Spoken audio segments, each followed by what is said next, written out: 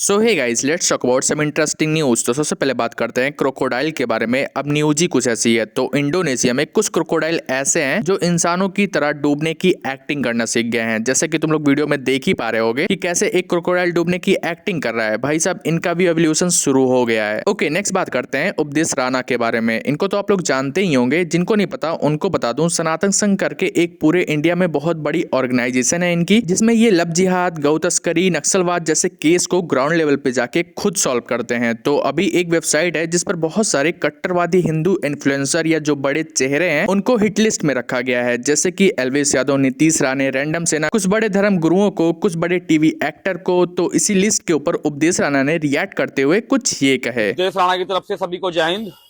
देखिए, एक target list सामने आई है, मैंने इसे अकाउंट पर भी पोस्ट की है। ये जो कुछ कट पीस हैं, कभी टारगेट लिस्ट जारी कर रहे हैं, कभी 1 करोड़ की सुपारी दे रहे हैं। इस टारगेट लिस्ट में मेरी तस्वीर के साथ साथ और हिंदूवादियों की भी तस्वीर है। मैं इनको सिर्फ एक बात कहना चाहता हूं आज, और आप शेयर कर देना। ये जितने भी कट पीस ऐसा कर रहे हैं, जो धमकियां दे रहे हैं, जो लिस्ट जारी कर रहे हैं, जो सुपारी दे रहे हैं, किसी दिन अगर सामने तुम लोग आ गए, गलती से भी आ गए, तो तुम्हारा वो हश्र कर दिया जाएगा कि तुम्हें तुम्हारे पैदा होने पे अफसोस होगा। ये लिस्ट जारी करने से कुछ नहीं होता। अभी भी समझ जाओ, अभी वो वक्त नहीं है कि भगवा वस्त्र पहन के जाओगे, किसी के यहाँ चाय पियोगे और धोखे से इस पे वार कर दोगे। तुम्हारा इलाज लिए बैठे हैं। ये बात आप पूरे देश में और विदेश में शेयर करके पहुंचा देना। मेरी छोड़ दो, अगर एक भी हिंदू आदि के बाल को भी खरोंच आई ना, एक बाल को भी, तो वो हास्य करेंगे कि इतिहास में लिखा जाएगा। धन्यवाद। ओके, नेक्स्ट बात करते हैं एल्विस यादव के बारे में। तो अभी जैसा कि मैंने ऊपर बताया कि एक हिट लिस्ट जारी की गई है बड़े हिंदुत्ववादी इन्फ्लुएंसर को लेके, और उसी में एल्विस यादव का नाम भी था। तो उनके लिए ट्विटर पर stay safe Elvis Yadav trend भी कर रहा था। एंड अभी एल्विस यादव का रोडीज शो भी स्टार्ट हो गया है, तो उसको लेके भी ट्विटर पर एल्विस यादव इन रोडीज डबल क्रॉस भी ट्रेंड कर रहा था। तो इसी के ऊपर एल्विस ने भी रिएक्ट करते हुए कहा, रोडीज आज से शुरू। ओके, नेक्स्ट बात करते हैं नताशा के बारे में। तो अभी तुम लोग को पता ही होगा, चहल एंड धनेश्वरी का डिवोर्स हुआ है। तो अभी 2 दिन पहले नताशा ने ये वाली पिक अपलोड की थी अपने इंस्टा पे। तो इस पोस्ट के कमेंट सेक्शन बड़ा ही अजीब कमेंट से भरा पड़ा था। जैसे कि एक जने ने लिखा, यूजी भाई को धोखा क्यों दिया, दिनेश कार्तिक को धोखा क्यों दिया, शिखर भाई को धोखा क्यों दिया, ऐसे करके बहुत सारे कमेंट्स थे। ओके, नेक्स्ट बात करते हैं उर्फी के बारे में। तो अभी इन्होंने देश में चल रहे बड़े बड़े डिवोर्स के ऊपर रिएक्ट किया। तो इन्होंने अभी हाल ही में हुए चहल और धनेश्वरी के डिवोर्स के ऊपर रिएक्ट किया, जिसमें लोगों को नहीं पता होता है कि दोनों के बीच में डिवोर्स क्यों हुआ है, चाहे वो हार्दिक पांड्या वाला हो या फिर रिसेंटली चहल वाला हो, पर जनता लड़की को ही दोषी साबित कर देती है। तो इसी के ऊपर उर्फी ने रिएक्ट करते हुए लिखा, every time a cricketer is breaking up और getting divorce, the woman is bashed left right and centre, just because in our head our cricketer is our hero, none of us have any idea what happened between the two और even during Natasha and Hardik case, but of course it's the woman who is at fault. Oh, and don't forget the time when Anushka was blamed for the Virat bad performance, remember, so it's always the woman who is blamed for the man action, these are the grown men with the fully functioning brain who know what they are doing। So yeah, इस पर तुम लोग का क्या opinion है comment section में जरूर से बताना। ओके, नेक्स्ट बात करते हैं मोदी जी के रीसेंट पॉडकास्ट को लेके, जिसमें उनसे पूछा जाता है कि एक सफल राजनेता या फिर किसी युवा को नेता बनना है तो उसके अंदर क्या क्वालिटी होनी चाहिए। तो इसका जो जवाब आता है उसको लेके लोग बोल रहे हैं कि ये जवाब इनडायरेक्टली पप्पू यानी राहुल गांधी के लिए था। आप लोग सुनो। अगर किसी युवा को आज पॉलिटिशियन बनना है तो उसमें ऐसी कोई टैलेंट्स है जो आप परख सकते हैं ऐसे कि ये होना चाहिए? 2 चीजें अलग अलग है। पॉलिटिशियन बनना वो एक पार्ट है और पॉलिटिक्स में सफल होना वो दूसरी चीज है। तो 2 अलग तरीके से। तो एक तो हो गया है राजनीति में आना, दूसरा होना है सफल होना। मैं मानता हूं कि उसके लिए तो आपका एक डेडिकेशन चाहिए, कमिटमेंट चाहिए, जनता के सुख दुख के आप साथी होने चाहिए, आप एक्चुअली अच्छे टीम प्लेयर होने चाहिए। आप ये कहो कि मैं तिस्मार खां हूं और मैं सबको चलाऊंगा और दौड़ाऊंगा, सब मेरा हुक्म मानेंगे, तो वो हो सकता है उसकी राजनीति चल जाए, चुनाव जीत जाए, लेकिन वो सफल राजनेता बनेगा गारंटी नहीं है। एंड इसी पॉडकास्ट में निखिल कामत, जो कि ये पॉडकास्ट ले रहे थे, उन्होंने मेलोनी यानी मेलोडी के ऊपर जो मीम्स बनते हैं उसके ऊपर मोदी जी का रिएक्शन जानना चाहा। तो इसको लेकर मोदी जी ने कुछ ये कहा। जैसे हम दूसरे देशों के बारे में बात कर रहे हैं, अगर मैं थोड़ा डाइग्रेस करूं और पूछूं कि मेरा फेवरेट फूड अगर आप पूछे तो पिज़्ज़ा है, और पिज़्ज़ा इटली से है। और लोग कहते हैं कि आपको इटली के बारे में इंटरनेट पे बहुत कुछ पता है। आप इसके बारे में कुछ कहना चाहेंगे? आपने ये मीम्स नहीं देखे? नहीं, वो तो चलता रहता है। मैं उसमें अपना टाइम खराब नहीं करता हूँ। ओके, नेक्स्ट बात करते हैं समधीश और युवराज के फादर योगराज सिंह के बारे में। तो अभी इनका एक पॉडकास्ट आउट हुआ है जिसमें समधीश जी इनसे पूछते हैं कि आप एक फीमेल को लेकर क्या सोचते हो, मतलब अगर एक फीमेल को पावर दे दी जाए तो उसको लेके आप क्या सोचते हो। इसके ऊपर इनका क्या जवाब रहा आप लोग खुद सुन लो। घर के आप शेर हो, मर्द हो, हाँ। ये घर चलेगा। ये पक्की बात है कि ऐसे चलेगा। ये घर का हेड मर्द होता है, ये पक्की नहीं, बात नहीं, है। नहीं, वो नहीं रहे तो माँ होती है फिर। ठीक है, माँ नहीं होती तो फिर बच्चे तो क्या वाइफ हो सकती है हेड नहीं हस्बैंड के होते हुए? हो सकती है, हाँ। क्योंकि वाइफ के बगैर वो हेड हो ही नहीं सकता। नहीं तो लेकिन क्या वाइफ का भी हेड हो सकती है और हस्बैंड का भी वो हो सकता है जो आप? इंदिरा गांधी ने देश को चलाया, हाँ, देश का सत्यानाश मार दिया सर। सॉरी टू से दिस। That's your answer. और बोलो। हाँ ठीक है, I like your honesty, I love your आप ऑनेस्टी। किसी औरत को घर चलाने के लिए बोल दो, घर का सत्यानाश मार देगी। Never give a power to woman.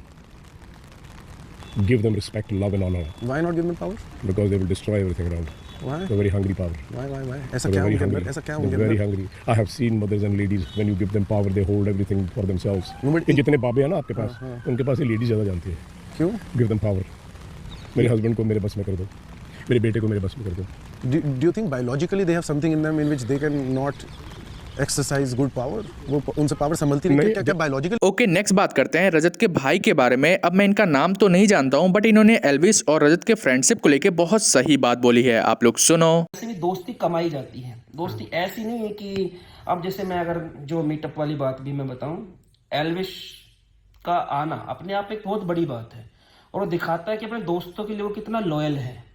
ऐसा नहीं कि मैं बिजी हूं तो अब दोस्त साइड में, तो जो दोस्त पहले थे वही दोस्त आज भी, उनको जरूरत पड़ने पर टाइम देना, ये बहुत बड़ी बात है। ये एक तो दोस्ती कमाई जाती है और निभाई जाती है। जैसा कि अभी एल्विस HR26 गैंग में सबसे ऊपर है, मतलब सक्सेस में, और बहुत ही ज्यादा काम कर रहे हैं, तो इस वजह से वो बहुत ही बिजी होते हैं। तो ऐसे में हर दोस्त के लिए टाइम निकाल पाना बहुत ही मुश्किल होता है। एंड अभी इनकी एक वॉच जो ये अक्सर पहनते रहते हैं उसको लेकर एक रील बहुत ज्यादा वायरल जा रही है जिसमें ये बताया जा रहा है कि इस वॉच का नाम AP Royal Oak rose gold है जिसकी मार्केट वैल्यू 70 लाख है। ओके, नेक्स्ट बात करते हैं पूरब जहा को लेके। तो इनका जो नेक्स्ट वीडियो आने वाला है उसको लेकर इन्होंने क्या अनाउंसमेंट की है आप लोग खुद सुन लो। दोस्तों, कल ट्रेलर शाम के 6 बजे।